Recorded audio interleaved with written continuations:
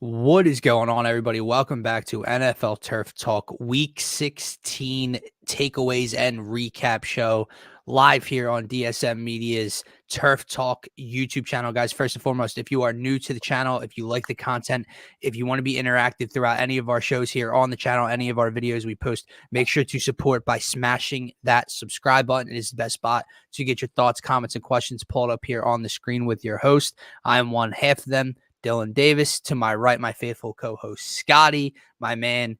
Merry Christmas, Happy New Year. We're in this very, very busy holiday season, holiday week, but lots of football to talk about nonetheless. But how are you feeling, man?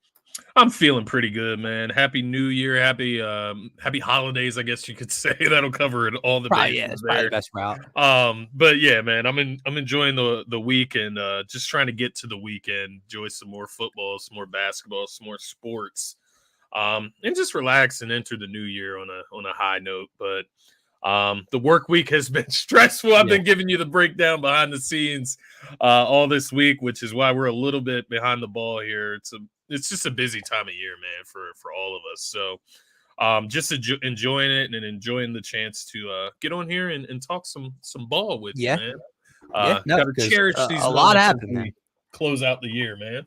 Yeah, a lot happened last week, so let's get into it, guys. On today's show, we're going to be giving you our main takeaways, main storylines from the Week 16 slate, as well as our updated power rankings heading into Week 17 with 2 weeks left to go in the regular season. Scotty, I'll defer to you here, man. I know you have a bunch you want to get into, some similar, some different than me. What's your biggest takeaway? What's one of your biggest takeaways from this past weekend? Yeah, I think just to start at the top of the weekend, man, looking at the Browns, and it's kind of, based off of other things that transpired this weekend. You look at the Colts, the Bengals, different teams in the AFC, the Chiefs, the biggest example, right? They get upset by the Las Vegas Raiders. Yeah. But looking around the AFC and then looking in closely at the Cleveland Browns and Joe Flacco and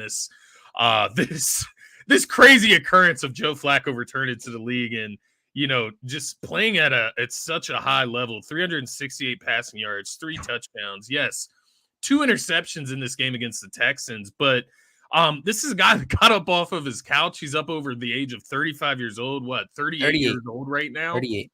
And just playing out of his mind with a team that, when you look at the situation before Joe Flacco came in and after Deshaun Watson got injured, this was a team that you looked at and you would say they're one player away. They're one quarterback, one decent quarterback away from being a contender in this league this year. And I think Joe Flacco has come in and kind of fulfilled that role. Now, we'll see how it plays out down the stretch. The interceptions, the turnovers, the sloppiness that comes along with it is something to look out for.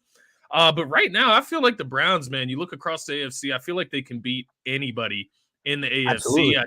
I think the Ravens are that outlier that you would identify there, but it's only an outlier that goes so far because they're in the same division. The Browns know the Ravens like nobody else in the league, and the Ravens know the Browns like nobody else in the league. But that defense, man, with Joe Flacco that is just out there being a gunslinger right now, I do feel like they have a ceiling where they could beat anybody in the AFC, and that is my biggest takeaway here to start the show is the Browns can beat anybody in that AFC conference, man.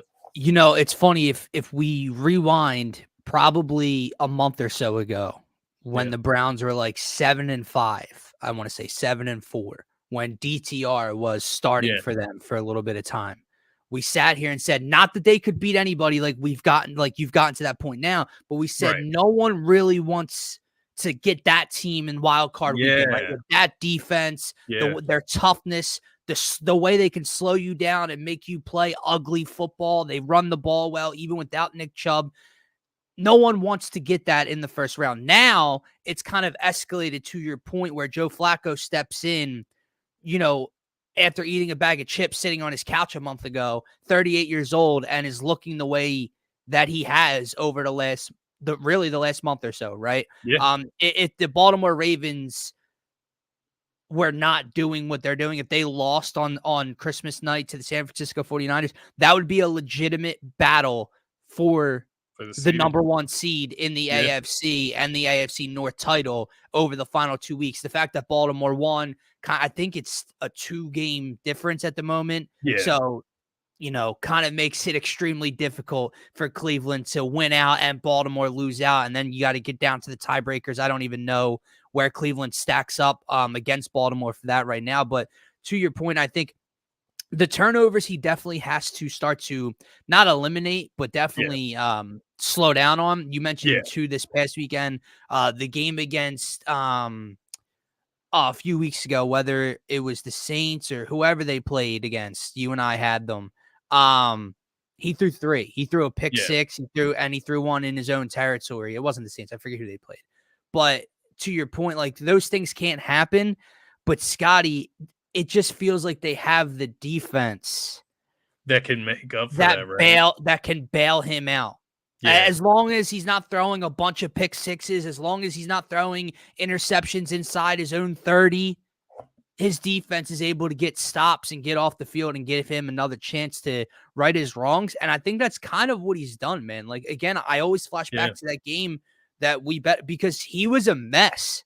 Like he threw all 3 picks in the first half, or 2 of the 3 in the first half. It was against the Bears. The the failed Hail Mary, right? Yeah.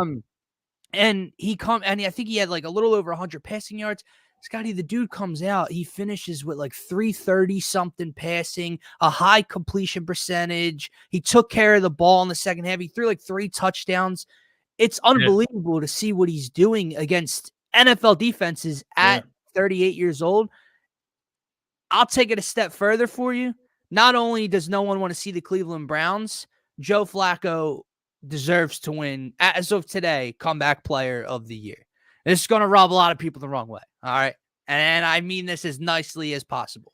I think we agree here, but there's others out there that will not. Joe Flacco, if he over the next 2 weeks, obviously remain important. They can't lose out, and he throws 8 interceptions over next.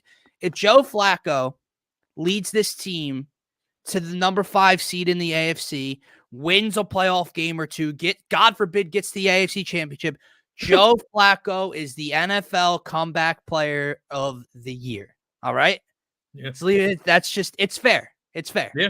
If a dude at 38 wasn't rostered a month ago, comes out and does what he's doing right now, he deserves that award.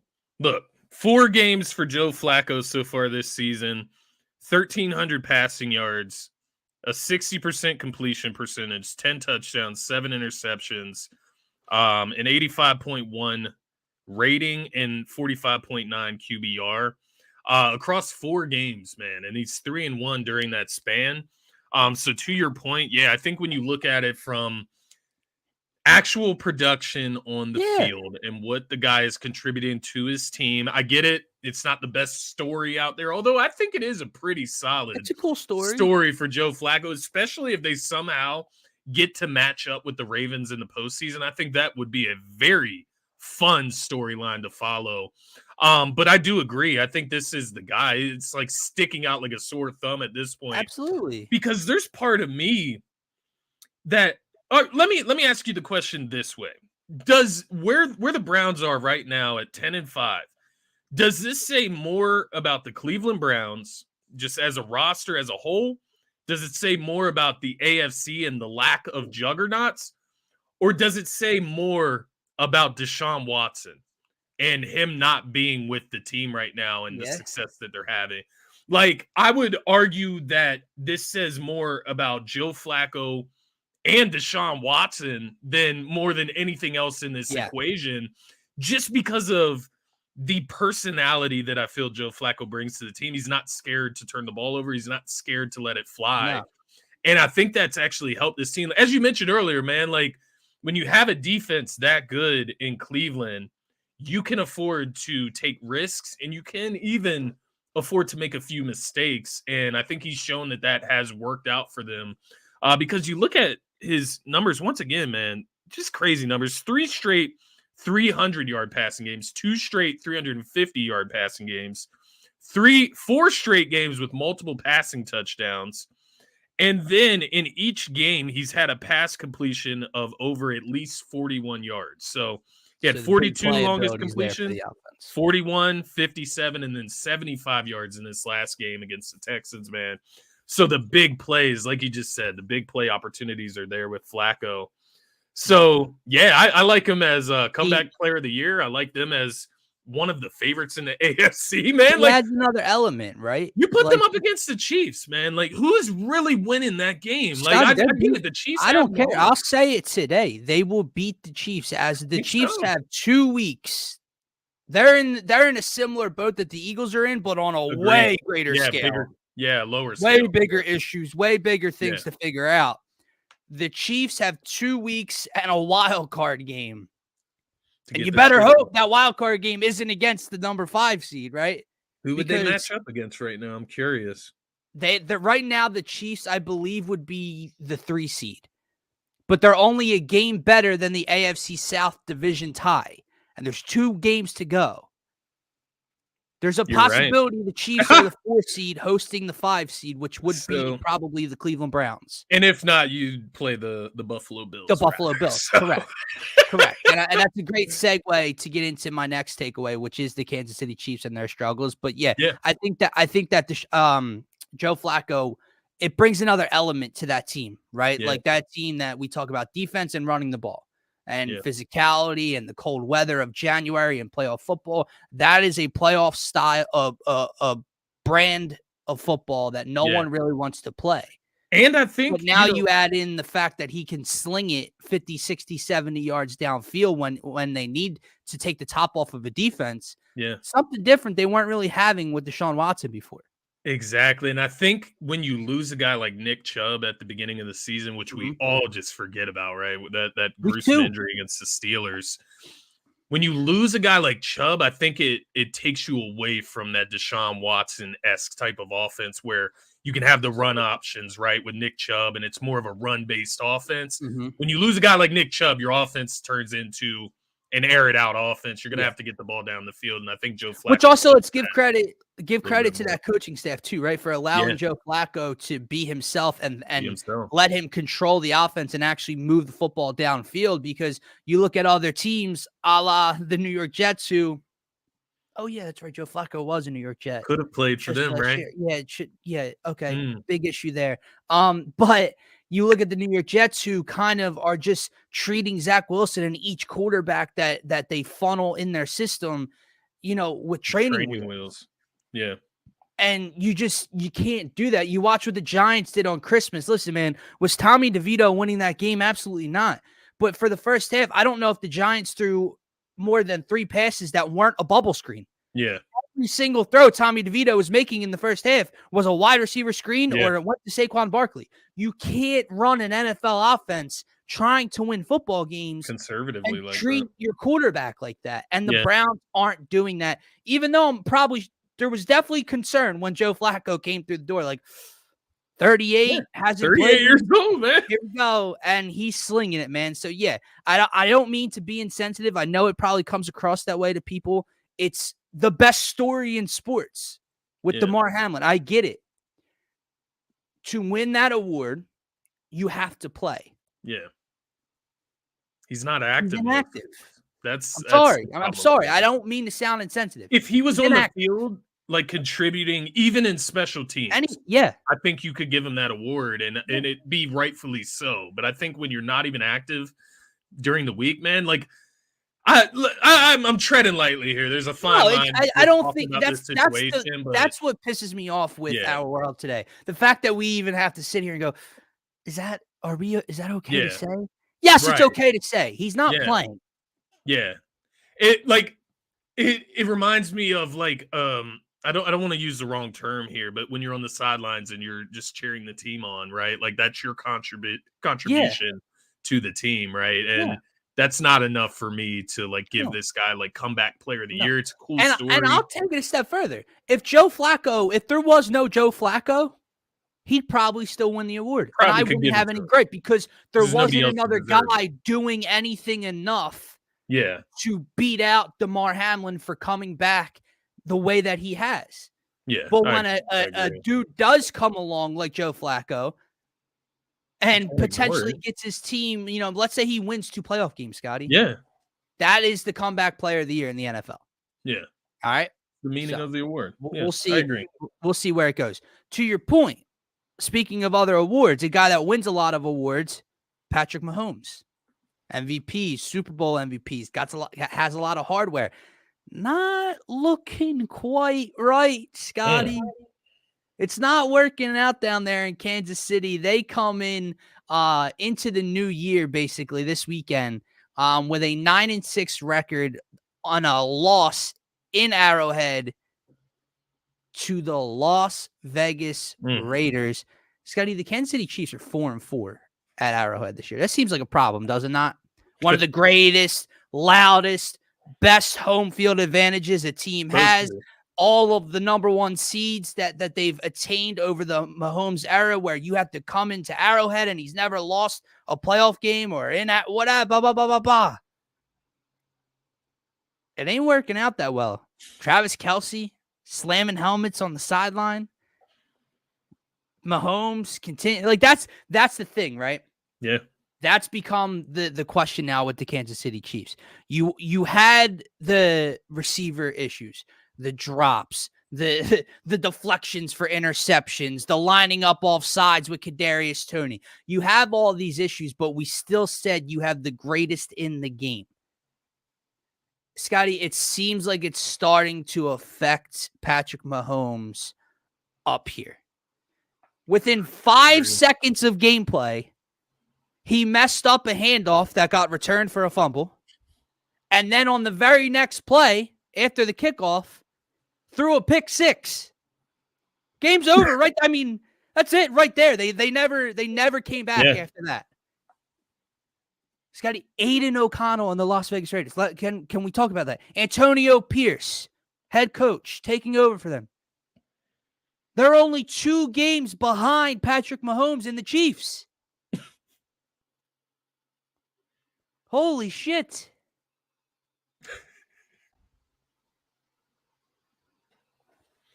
Yeah, no, I couldn't agree more regarding Patrick Mahomes and kind of his mind state on the sidelines right now. Travis Kelce, this whole team's unraveling. And you've heard some of Travis Kelce's recent comments as well regarding the frustration around the team and, you know, kind of his downtick in production as well and how frustrating that is for him. But yeah, this is going around the team, man. And you look at them, they've lost 4 of their last 6 or something like that. 4 of their last 5. Yeah. Something like that. Yeah. They've had a bunch of losses recently. You mentioned the home record 4-4 at the Kansas City field. This was kind of the tipping of the iceberg breaking for me. Point. Like seeing this team come out against a division rival, the Las Vegas Raiders. This was a team that they just played a few weeks ago. They come out on Christmas Day and get embarrassed. Like, not just beat, but you get embarrassed by the Las Vegas Raiders that just fired their head coach, right? So this is not a Las Vegas Raiders team that's in a great situation themselves. They're still trying to figure things out. They even had a recent loss themselves, right? You talk about that little spurt of energy that you get when you replace your head coach. And you sometimes get those like rebound wins, right? Wins that you're not supposed to get.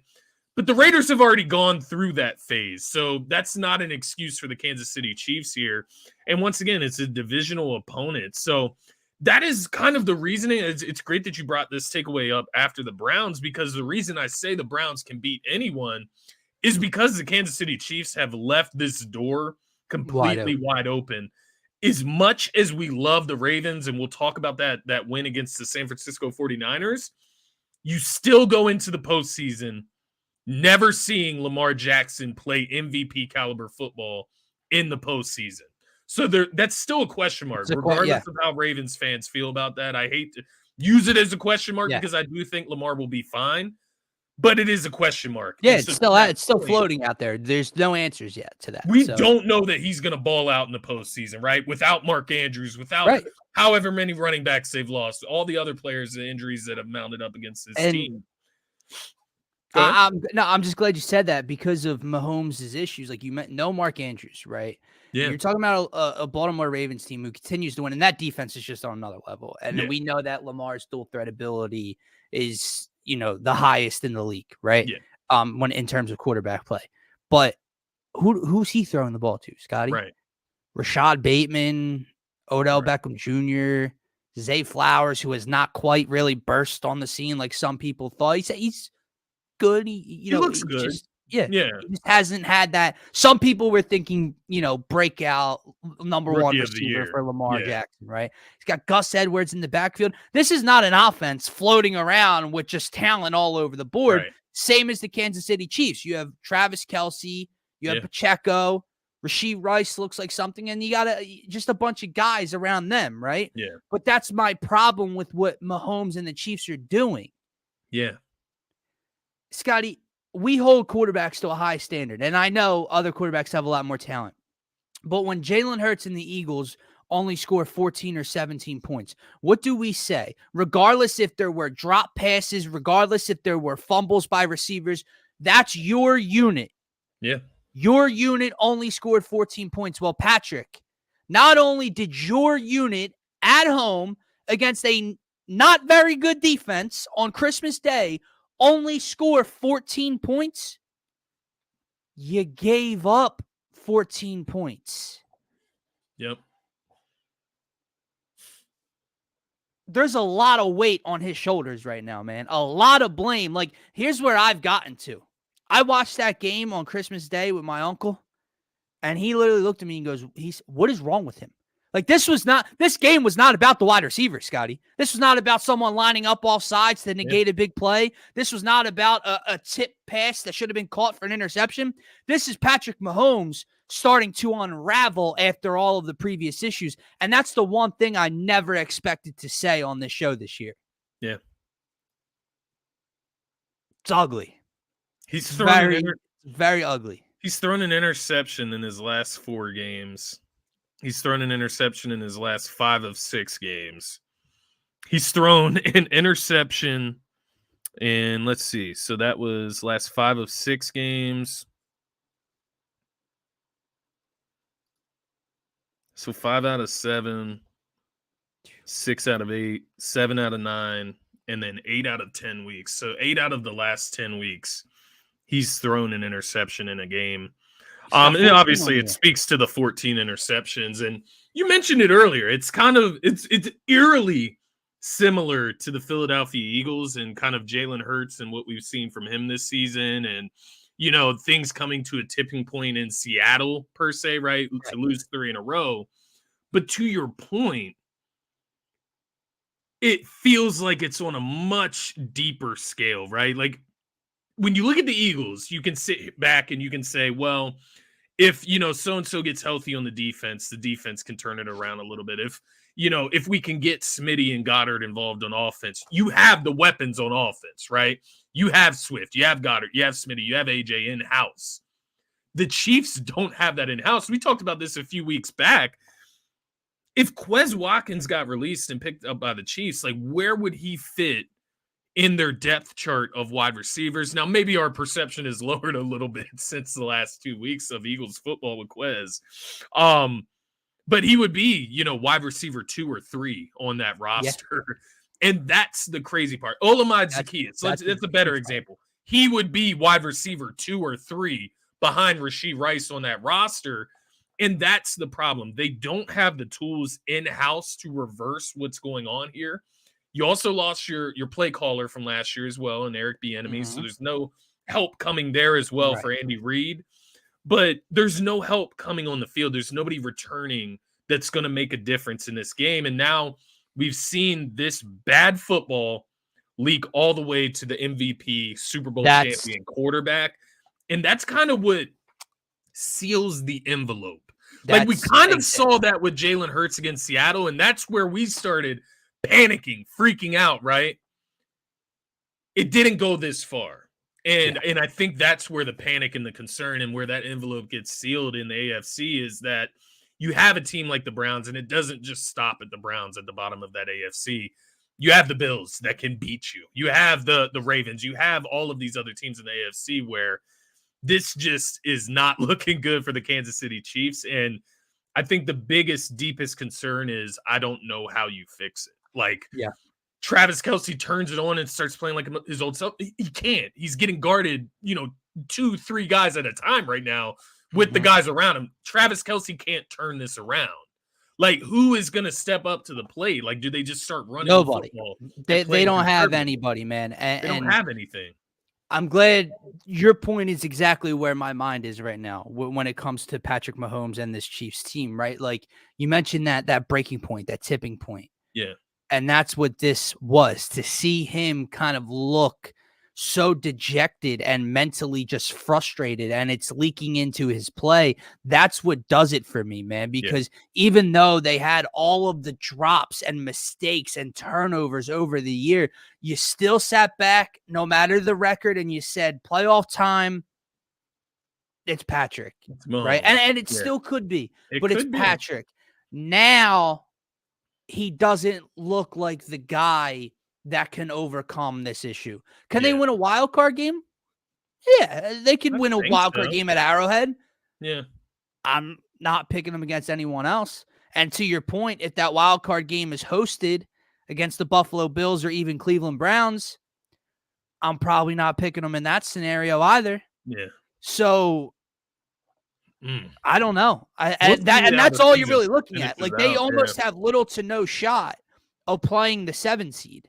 So it's a tough road, man. It's a tough road, but I'll tell you what, it makes for bigger storylines as the year comes to a close, because for the first time in basically a half decade, 5 or 6 years, we're going to see something else besides Kansas City running the show in the AFC come playoff time. Yeah. I know Joe Burrow dethroned them once. He got to a Super Bowl outside, but even then the Chiefs AFC championship number 1 seed, like, I don't think they make it to the AFC championship. And that, to your point, is the biggest difference. And like you said about Mahomes, like, sure, he could come out and maybe turn it up a level in the postseason. We're not denying that, but this would be like the biggest, like, uptick in production from regular season to playoffs that we would have ever seen from Mahomes. So it would have to be historical. We can't expect that, right? Like, we can't expect it. We know that it is possible, but we can't expect that. And it wouldn't just take Mahomes turning it up a level. It would take Mahomes turning it up a level, and then also everyone around him turning it up a level as well. And to what we just discussed, it's just not. You look back, and that's the thing, right? Winning in the beginning of the season was covering up some of these issues. Same as, again, when you talk about the same similarities as the Eagles. Yeah, Scotty, this offense has only really put up points about 3 or 4 times this year. Yeah, they scored 41 against the Bears, 31 against the Chargers, 31 the first time against Vegas, 27 in a win against the Vikings, and 27 in a win against the Patriots. They have scored 20, 17, 23, 19, 9, 21, 17, 19, 17, and 14. Yep. And that just doesn't seem like it's fixing itself in 2 weeks, man. Yeah, no, I agree. And you look at some of the teams that they've lost to, it's like, okay, you lose to the Eagles, you lose to the Lions at the beginning of the season. We see what the Lions are now. You lose to the Bills even, right? Like, okay, fine. No, you've lost to the Raiders. The Raiders and the fucking Packers. That's when you know. You lost to a Denver Broncos team that is essentially cutting Russell Wilson in the spring. Lost to the Patriots. Yeah. Broncos team that just lost to the Patriots with Bailey Zappi at quarterback. Yep. Ezekiel Elliott resurgence. So yeah, man, I don't see it, bro. I don't know what the Chiefs. I don't see it being fixed this year, at least, man. So they'll have their work cut out for them come off season time. My last major takeaway. Well, obviously we have the Ravens and the Niners game to talk about, but my other subtle little takeaway for you here, and then I know you have one, and then we can kind of wrap up with that Monday night game on Christmas Day. The AFC South, man. You just keep waiting for one of these 3 teams. And I know the Texans probably get the biggest pass, right? Because no CJ Stroud, their offense is a little beat up. They had the tougher task, and you're playing the Browns on Christmas Eve, right? So the Texans get a little bit of an excuse, but they lose, right? They're 8-7 now. The Colts, they lose. They're 8-7 now. The Jaguars, they lose again. Not just lose, man. I told you there's a problem going on in Jacksonville. 30-12 on Christmas Eve against Baker and the Bucs. 12 points, Trevor Lawrence. 12. They lose. They're 8-7. 2 weeks to go. 3-way tie for first place. And I can say this honestly. I have no idea who's going to take the reins and come away with this division. You think Jacksonville's the best team? There's clear issues down there that I don't see fixing themselves over the last 2 weeks. Yeah. Indy, the most healthy, had the easiest task probably. They get beat 29-10 against Taylor Heineke and the Falcons. Unacceptable, man. And then, like we said, the Texans, no CJ Stroud with the concussion, they lose. I have no idea what's going to fix itself and who's going to win this division over the last 2 weeks. Yeah, if I had to make a gut guess on it, honestly, Dylan, I would probably go with the Texans, man. Like, if they can get CJ Stroud back this week, like they need to get him back this week. Now, he's only out from the concussion, right? Like, I believe that's it. Absence. Yeah. So get him back. They play the Titans, who they should beat, but once again, this division, man, like you just never freaking know. And then at Indy to end the year. Yeah, so that could be a decider. You got the Colts playing the Raiders. Yeah. The Jags should beat the Panthers at home, right? Mm-hmm. Should. I don't know. Like the Colts, after they lose to the Falcons, do they really beat the Raiders that just beat Kansas City on the road? To be fair, not Oakland, Las Vegas, they're maybe they're due for a downfall there after a big win against Kansas City on Christmas. But yeah, man, I would say the Jags probably have the easiest road, but I don't trust them at all. They play the Titans. I don't trust them either. That's the thing, man. At Tennessee, week 18, Tennessee, nothing to play for except to be spoiler. Yeah. It just feels like it could be a Jacksonville loss in that spot, right? It could be, man. And that makes it feel like if both the Texans and the Colts win this week, which they both should, they'll both be favored. Whoever wins that week 18 matchup there wins the division. Wins. But if Jacksonville just takes care of business, they'll be 5-1 in the division. I think that's a division best. It's better than the Colts. I know that. Yeah. Because the Colts lost to them twice. If Jags win out, they should win the division. Yeah. Yeah. Just based on the way it looks. It's just what happens in week 18 against the Titans for me. Yeah. I do feel you, man. And the Titans, they're not really playing for anything, but no. Upset you, though, at the end of the day. Absolutely. Division rival to keep them out of the playoffs in Tennessee. Of course you're going to play to do that. You think Mike Vrabel don't want to do that, man? Doesn't want to keep them out? Will Levis, you see how crazy that dude is on a football field? Damn sure. Anything can happen, man. That. Against a Jags team, man, that it's hard to say because they're so beat up, but they just look completely fraudulent. Like, I don't know any other way to put it, man. It's got 30-12, bro. 30-12.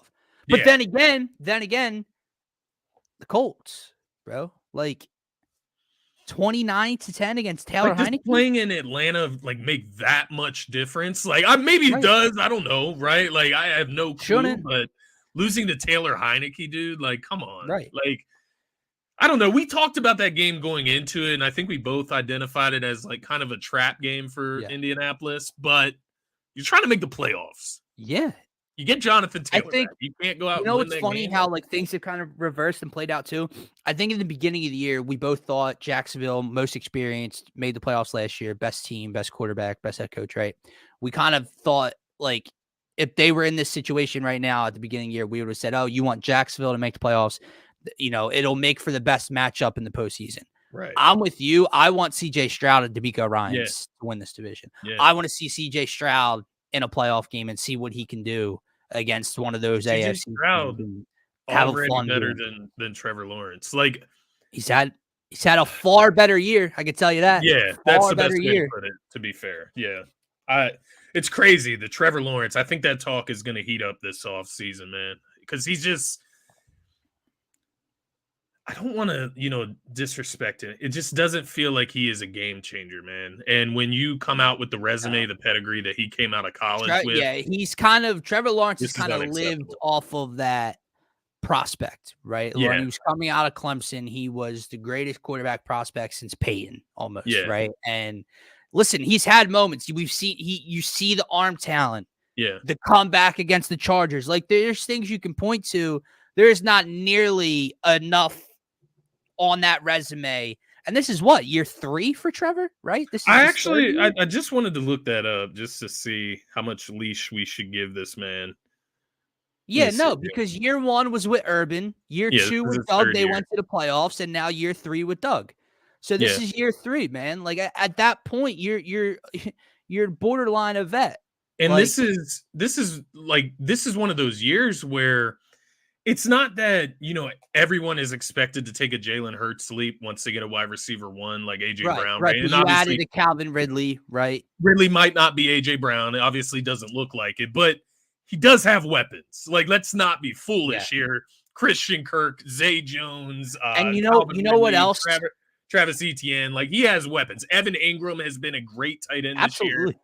Yeah. So there's really no excuses for Trevor Lawrence No, either. and speaking of no excuses, like that's what I was just going to bring up. Another detractor, another negative to Trevor Lawrence in this Jacksonville story is they are in the epitome of what's been the NFL and the AFC this year, where we talk about all the shit that's gone wrong, all the injuries, Yeah. or other teams not living up to expectations. Bro, you are playing in a division with a rookie head coach and rookie quarterback with not a great roster surround. It's not like the Texans, by no stretch of the imagination, have just a great team CJ around Stroud those two guys. is making guys, Right.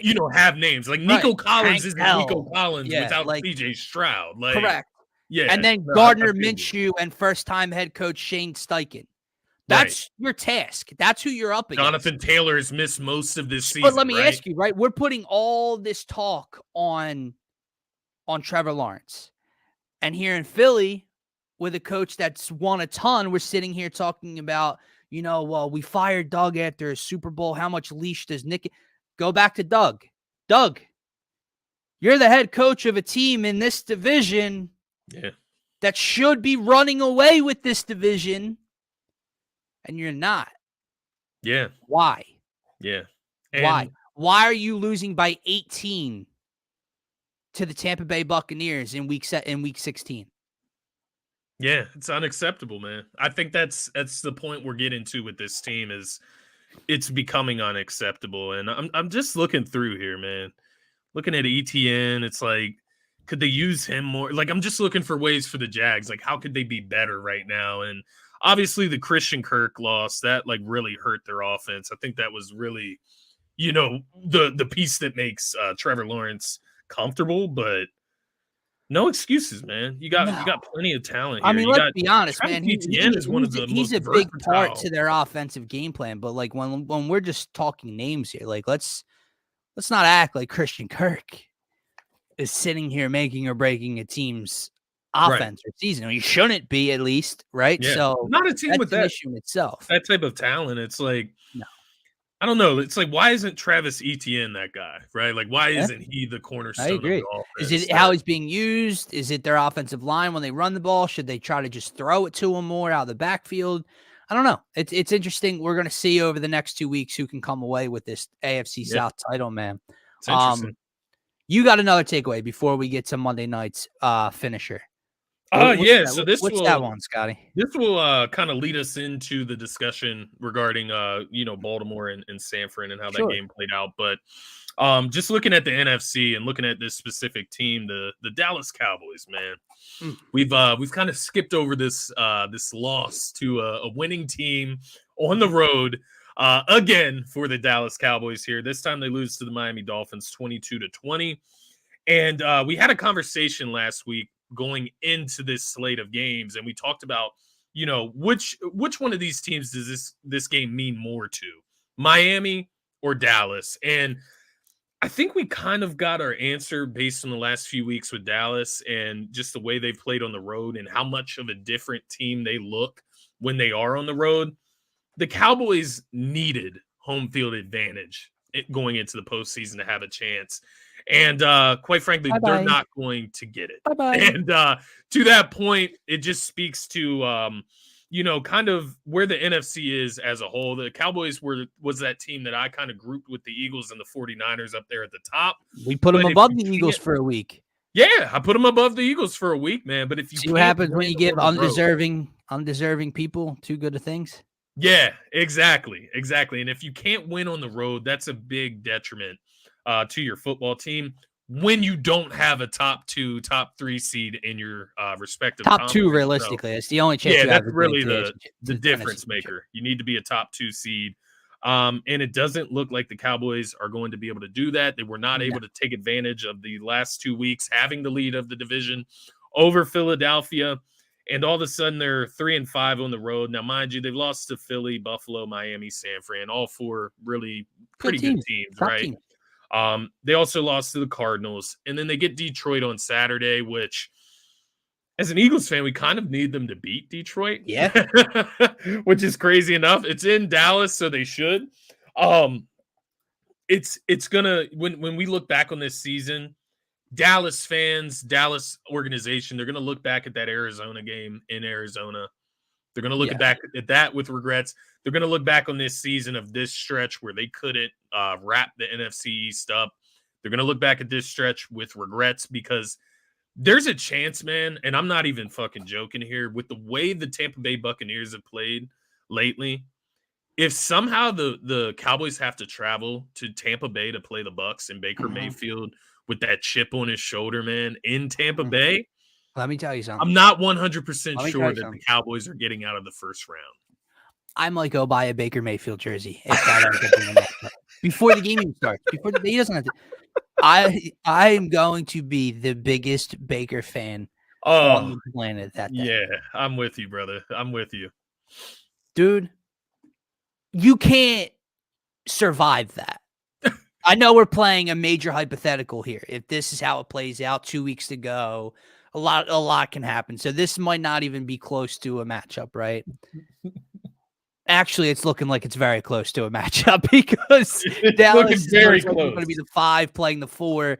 If the Bucs win their division, they have no chance of being a top 3 seed, so they would be the 4. The Tampa Bay just has to win their division, essentially. Yeah. That's how this matchup plays out. Yeah.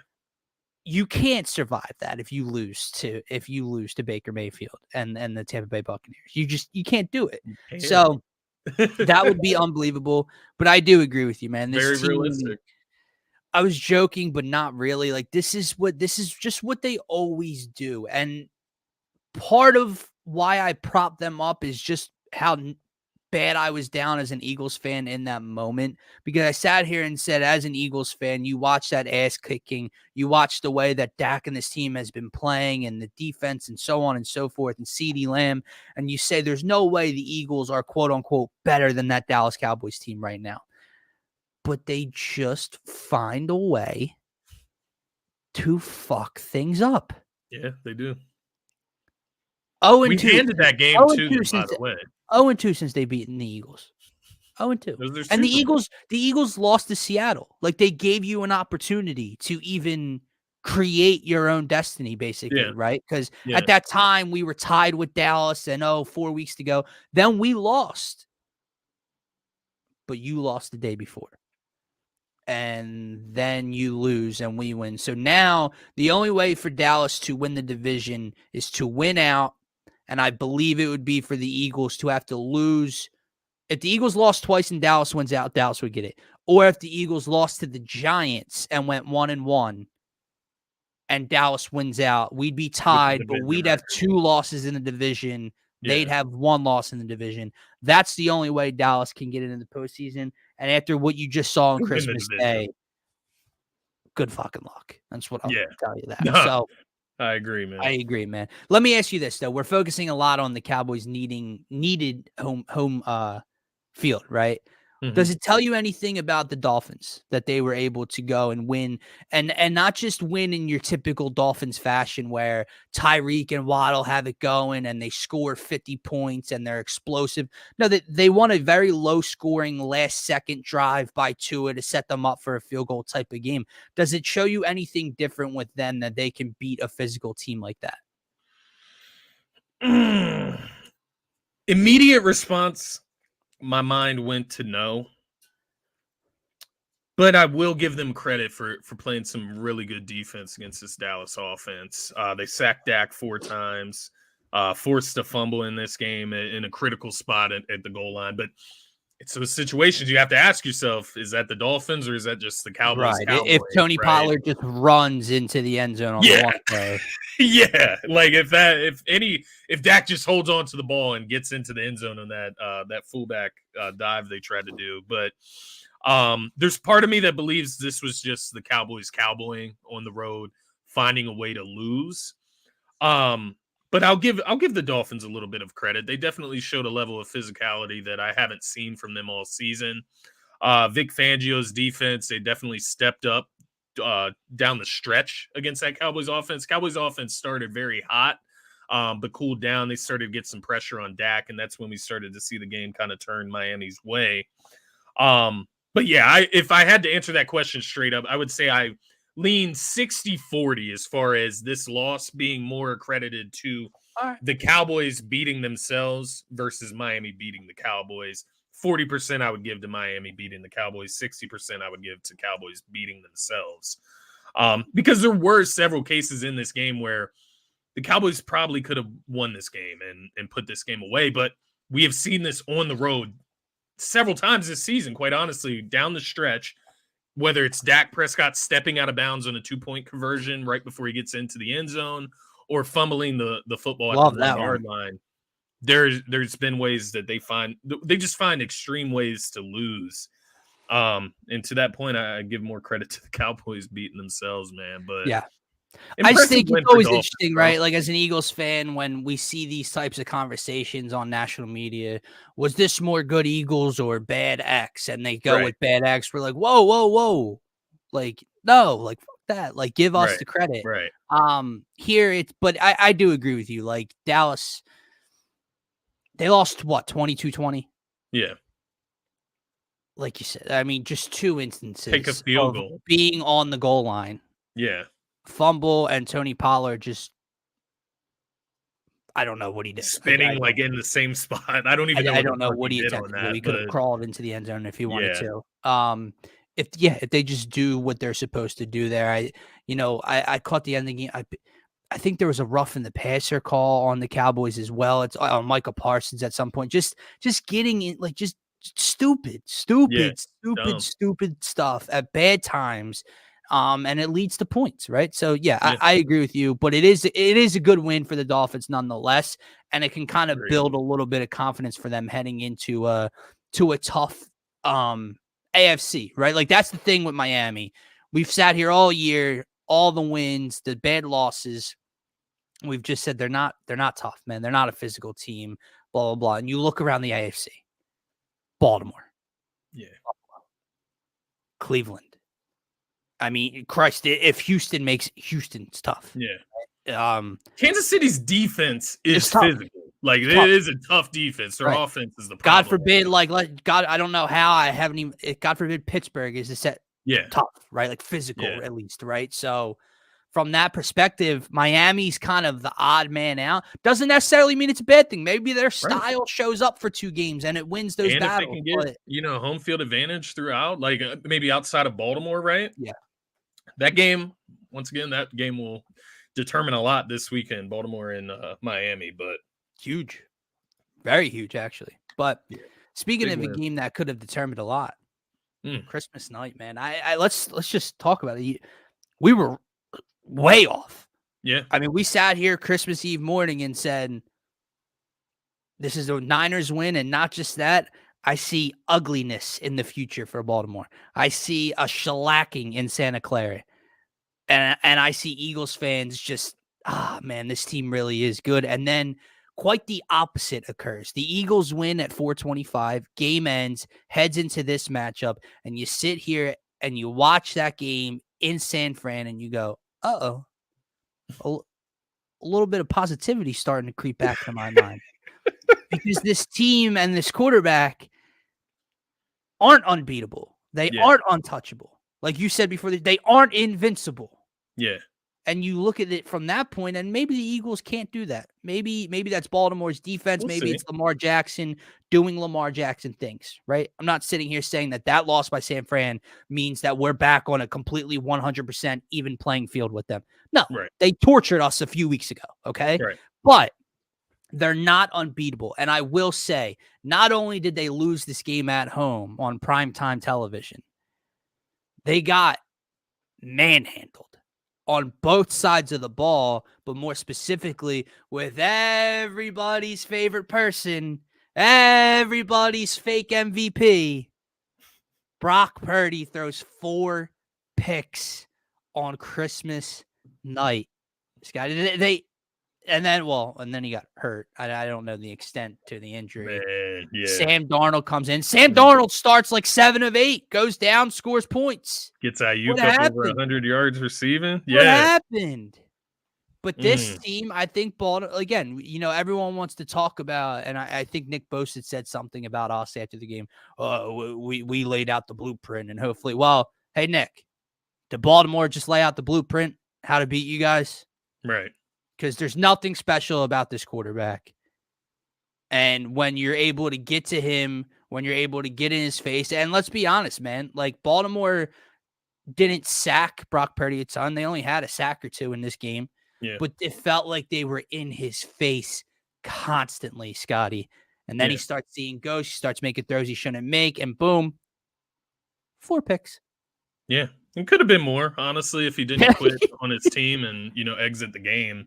Could have been more. But, yeah, no, I 100% agree with everything you said, and I'll just add a few more takeaways from this game myself.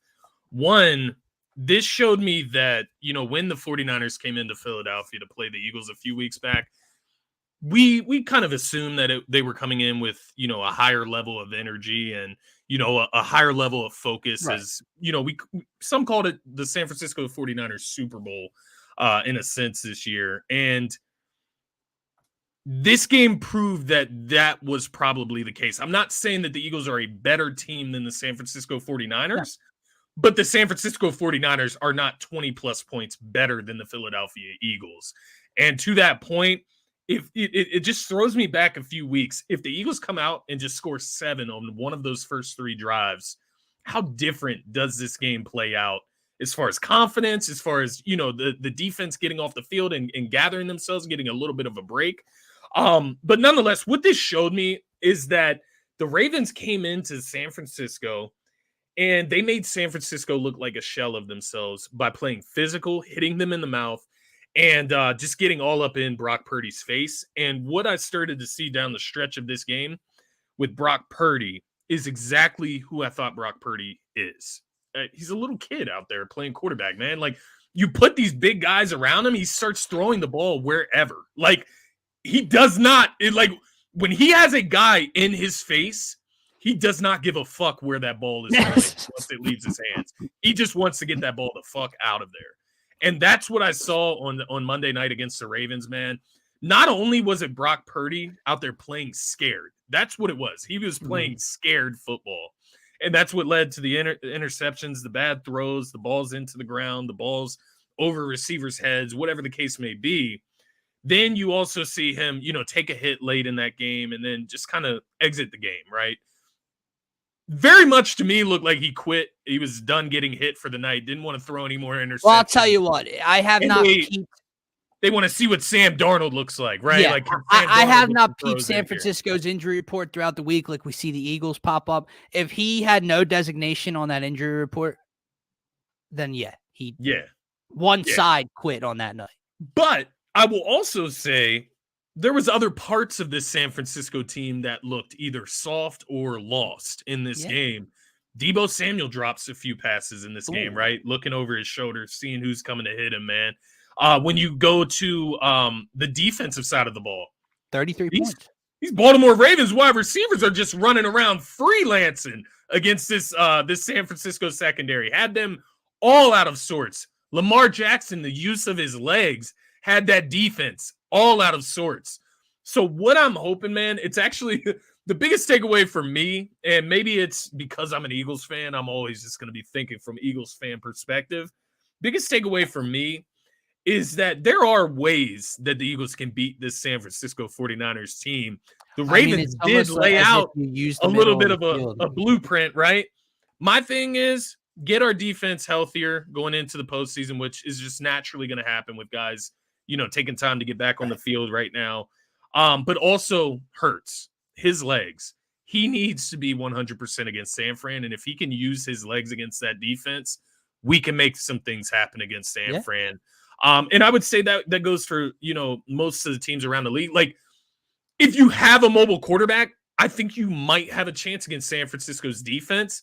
There's not a ton of mobile quarterbacks. And No, that's and what it and comes it's down to. also a wonder what happens when you utilize the middle of the field as an offense.